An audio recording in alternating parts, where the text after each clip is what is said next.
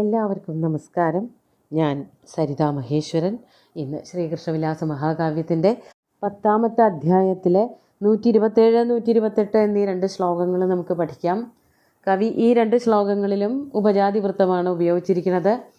ശ്രീകൃഷ്ണനും ബലരാമനും സൈന്യങ്ങളെ കൊണ്ട് ദ്വാരകയിലേക്ക് തിരിച്ചു പോകാനുള്ള പുറപ്പാടായിരുന്നു. ആ സമയത്താണ് തോറ്റു എന്നുള്ള കാര്യമൊക്കെ ഉറപ്പായപ്പോൾ രുക്മി തൻ്റെ സൈന്യങ്ങളെ ഒന്നും കൂടി അതിലെ എണ്ണമൊക്കെ കൂട്ടിക്കൊണ്ട് കുറച്ച് പേരൊക്കെ ശ്രീകൃഷ്ണൻ്റെ അടുത്ത് പോയിട്ട് യുദ്ധത്തിൽ തോറ്റു പിന്മടങ്ങിയിരുന്നു. അവരെ എല്ലാവരെയും കൂട്ടിച്ചേർത്തുകൊണ്ട് യുദ്ധത്തിനായിട്ട് പുറപ്പെട്ടു വന്നു.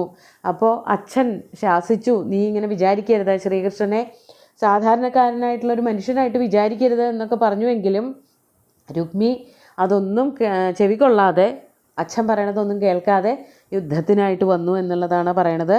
നമുക്ക് ആദ്യം 127ാമത്തെ ശ്ലോകം നോക്കാം.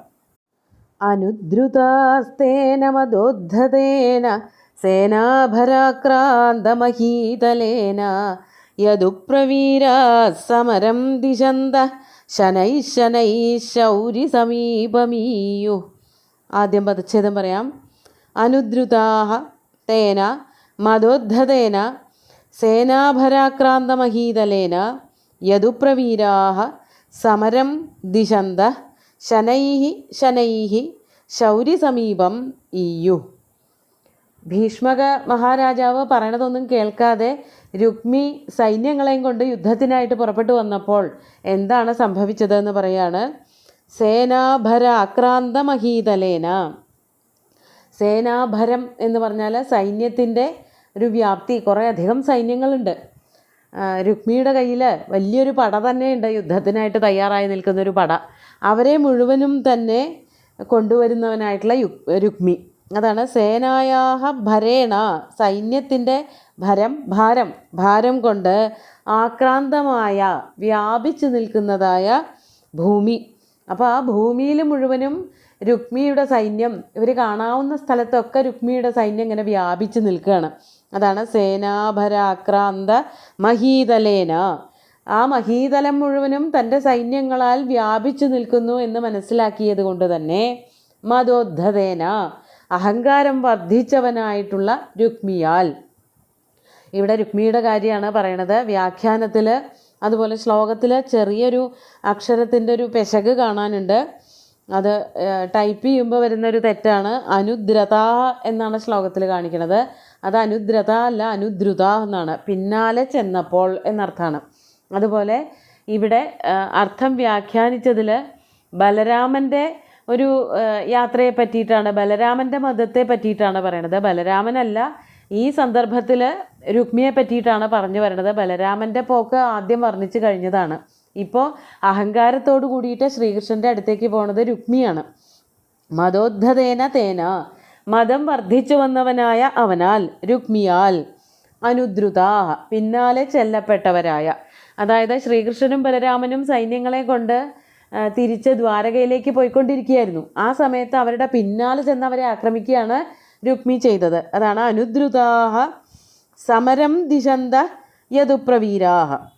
അങ്ങനെ പിന്നാലെ ചെന്ന് ആക്രമിച്ചപ്പോൾ രുക്മിയുടെ സൈന്യവുമായിട്ട് ഏറ്റുമുട്ടിയ യദുപ്രവീരന്മാർ, അതിൽ ശ്രീകൃഷ്ണൻ്റെയും ബലരാമൻ്റെയും കൂടെ ഉണ്ടായിരുന്ന എല്ലാ സൈന്യങ്ങളും, അവരൊക്കെ യാദവന്മാരാണ്. അവരെല്ലാവരും തന്നെ രുക്മിയുടെ സൈന്യങ്ങളുമായിട്ട് ഏറ്റുമുട്ടി. സമരം ദിശന്ത, ദിശന്ത എന്ന് പറഞ്ഞ വാക്കിന് കാണിച്ചു കൊടുക്കുക എന്നൊക്കെയാണ്. യുദ്ധം എന്താണെന്ന് കാണിച്ചു കൊടുത്തുകൊണ്ടിരിക്കുക എന്ന് പറഞ്ഞാൽ യുദ്ധം ചെയ്തുകൊണ്ടിരിക്കുക. അങ്ങനെയുള്ള യദുപ്രവീരന്മാർ കുറച്ച് കഴിഞ്ഞപ്പോൾ അവർക്ക് എന്താ സംഭവിച്ചത്? ശനൈഹി ശനൈഹി, പതുക്കെ പതുക്കെ ശൗരി സമീപം ഈയു. അവരെല്ലാവരും ശ്രീകൃഷ്ണൻ്റെ അടുത്തെത്തി. അതാ ശ്രീകൃഷ്ണൻ്റെ അടുത്തെത്തുന്നത് എന്തിനാണ് എന്നുള്ളത് നമുക്ക് വായിച്ച് കേട്ടാൽ തന്നെ മനസ്സിലാക്കാൻ പറ്റും. അവർ പേടിച്ചടങ്ങി, അവരുടെ യുദ്ധം വിലപ്പോവാൻ്റെയായി തുടങ്ങി. രുക്മിയുടെ സൈന്യത്തിൻ്റെ മുമ്പിൽ യാദവന്മാരുടെ സൈന്യം മുട്ടുമടക്കാൻ തുടങ്ങി. അവർക്ക് വേണ്ടതുപോലെ പിടിച്ചു നിൽക്കാൻ പറ്റാണ്ടായി തുടങ്ങി. അപ്പോൾ അവരെന്ത് ചെയ്തു? അവരുടെ നായകനായിട്ടുള്ള ശ്രീകൃഷ്ണൻ്റെ സമീപത്തേക്ക് എത്തി രക്ഷാർത്ഥം ശ്രീകൃഷ്ണന് ചുറ്റും നിരക്കാൻ തുടങ്ങി. അതാണ് ശനൈ ശനൈഹി, പതുക്കെ പതുക്കെ ശൗരി സമീപം. ശ്രീകൃഷ്ണനും രുക്മിണിയും കൂടിയിട്ട് പോണ രഥത്തിൻ്റെ ചുറ്റുവട്ടത്തുമൊക്കെ അവർ തിരിഞ്ഞ് ഓടി അവരുടെ പ്രാണരക്ഷാർത്ഥം അവരുടെ നേതാവിൻ്റെ അടുത്തെത്തി. അപ്പോൾ യുദ്ധത്തിൽ യാദവന്മാർ പതുക്കെ പരാജയപ്പെടാൻ തുടങ്ങി എന്നുള്ളതിൻ്റെ ഒരു സൂചനയാണ് കവി ഇവിടെ കൊടുത്തിരിക്കുന്നത്. അപ്പോൾ ശ്രീകൃഷ്ണൻ എന്താണ് ചെയ്തത് എന്നുള്ളതാണ് അടുത്ത ശ്ലോകത്തിൽ പറയണത്. നമുക്ക് 128 ശ്ലോകം നോക്കാം. തസ്മിൻ ഗതേ രുക്മിണി സന്നികർഷം ഭഗ്നം യദൂനാം ബലമാകലയ്യ നിവൃത്യ കൃഷ്ണഃ സഗൃഹീതധന്വാ തസ്ഥൗ മുഖേന സ്മിതഭാസുരേണ. പദച്ഛേദം വളരെ കുറച്ചേ ഉള്ളൂ എങ്കിലും പറയാം. തസ്മിൻ ഗതേ രുക്മിണി സന്നികർഷം ഭഗ്നം യദൂനാം ബലം ആകലയ്യ നിവൃത്യ കൃഷ്ണ സ ഗൃഹീതധന്വാ തസ്ഥൗ മുഖേന സ്മിതഭാസുരേണ. ആദ്യത്തെ ആ 2 വരിയിൽ, അതായത് 2ാമത്തെ വരിയിൽ അവസാനത്തെ ഒരു വാക്ക് മാത്രമേ പദച്ഛേദം പറയാനുള്ളൂ. അങ്ങനെ രുക്മി അടുത്തു വന്നപ്പോൾ, അതാണ് കവി പറഞ്ഞു തുടങ്ങുന്നത്. തസ്മിൻ രുക്മിണി സന്നികർഷം ഗതേ സതി. രുക്മി തൻ്റെ അടുത്തേക്ക് എത്തിയപ്പോൾ യാദവ സൈന്യത്തിനെ മുഴുവനും യുദ്ധം ചെയ്ത് തോൽപ്പിച്ചുകൊണ്ട് രുക്മിയും രുക്മിയുടെ സൈന്യങ്ങളും ഇങ്ങനെ കയറി കയറി വരികയായിരുന്നു, ശ്രീകൃഷ്ണൻ്റെ അടുത്തേക്ക് എത്തുമായിരുന്നു. അപ്പോഴാണ് ശ്രീകൃഷ്ണൻ എന്താ ചെയ്തതെന്നുള്ളതാണ് കവി വർണ്ണിക്കുന്നത്. തൻ്റെ അടുത്ത് എത്തിയപ്പോൾ രുക്മിയുടെ സൈന്യവും രുക്മിയുമൊക്കെ തന്നെ തൻ്റെ അടുത്ത് എത്തിയപ്പോൾ, രുക്മിണി എന്നുള്ളത് കൊണ്ട് രുക്മിണി എന്നുള്ള അർത്ഥമെടുക്കരുത്. ശ്രീകൃഷ്ണൻ്റെ പത്നിയായിട്ടുള്ള രുക്മിണിയല്ല, രുക്മി എന്നുള്ള വാക്കിൻ്റെ സപ്തമി ഏകവചന രൂപമാണ് രുക്മിണി. അപ്രകാരം രുക്മി തൻ്റെ സമീപം എത്തിയപ്പോൾ എന്ന് സതിസപ്തമിയാണ് അർത്ഥം വരുന്നത്. പ്രയോഗം അങ്ങനെയാണ്. തസ്മിൻ രുക്മിണി സന്നികർഷം, സന്നികർഷം എന്ന് വെച്ചാൽ സമീപത്ത്, ശ്രീകൃഷ്ണൻ്റെ സമീപത്ത് ഗതേ എത്തിയപ്പോൾ.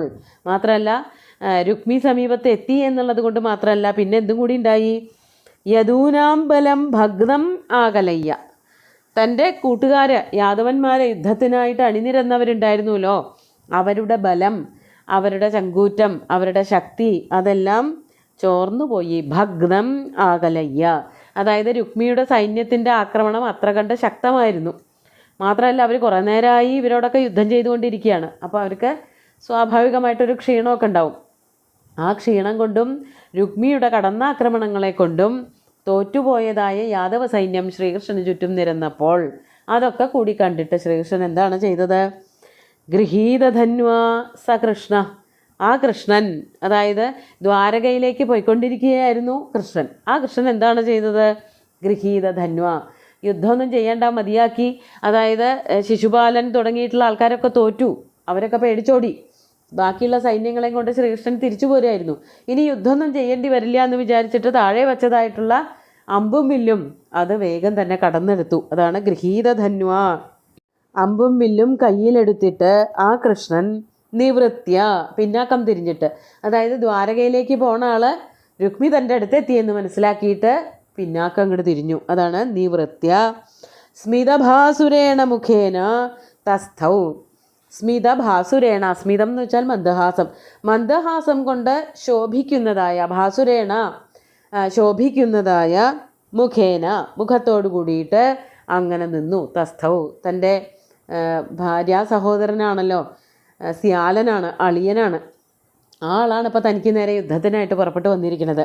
ആ ആളെ നോക്കിയിട്ട് കളിയാക്കൊന്നുമല്ല, ഒരു ചിരി, ഒരു മന്ദഹാസം പൊഴിച്ചുകൊണ്ട് ദ്വാരകയിലേക്ക് പോവാൻ പുറപ്പെട്ടിരുന്ന ശ്രീകൃഷ്ണൻ രഥം തിരിച്ചുകൊണ്ട് രുക്മിയുടെ നേർക്ക് നിർത്തി അങ്ങനെ നോക്കി നിന്നു എന്നർത്ഥം. രുക്മിയുടെ മുഖത്ത് നോക്കിയിട്ടൊരു ചെറു പുഞ്ചിരി പൊഴിക്കുകയും ചെയ്തു. എന്തിനുള്ള പുറപ്പാടാവും എന്നുള്ളതൊക്കെ നമുക്കറിയാം.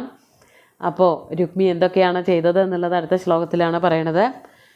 യുദ്ധവും അതിൻ്റെ തയ്യാറെടുപ്പൊക്കെ അടുത്ത ശ്ലോകങ്ങളിലാണ് പറയണത്. നമുക്ക് ഇന്നത്തെ 2 ശ്ലോകങ്ങളും ഒന്നുകൂടി ചൊല്ലി നോക്കാം.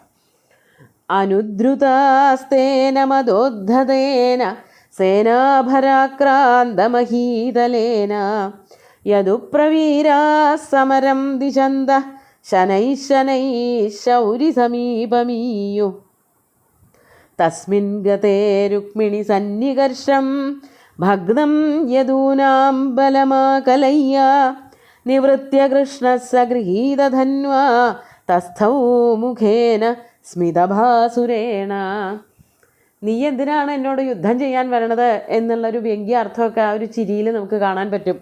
എൻ്റെ പത്നിയായി കഴിഞ്ഞു രുക്മിണി, ഇനി രുക്മി, അതായത് രുക്മിണിയുടെ സഹോദരനായിട്ടുള്ള രുക്മി എന്തിനാണ് എന്നോട് യുദ്ധം ചെയ്യാൻ വരണത്? അതൊക്കെ അറിവില്ലായ്മയല്ലേ എന്നതൊക്കെ ധ്വനിപ്പിക്കുന്നതായിട്ടുള്ള ഒരു ചിരി, ആ മന്ദഹാസവും പൊഴിച്ചുകൊണ്ട് രുക്മിയെ നോക്കിക്കൊണ്ട് ശ്രീകൃഷ്ണൻ രഥം തിരിച്ചു നിന്നു എന്നാണ് ഇവിടെ കവി വർണ്ണിച്ചിരിക്കുന്നത്. ഇനി എന്താണ് ഉണ്ടാവുന്നതെന്നുള്ളതൊക്കെ അടുത്ത ശ്ലോകങ്ങളിൽ കാണാം. സുന്ദരമായിട്ടുള്ള 2 ശ്ലോകങ്ങളും ഭഗവാന്റെ കാൽക്കൽ അർപ്പിച്ചുകൊണ്ട് ഗുരുവായൂരപ്പനെ സാഷ്ടാംഗം നമസ്കരിച്ചുകൊണ്ട് എല്ലാവർക്കും ശുഭദിനം നേർന്നു നിർത്തട്ടെ. നന്ദി.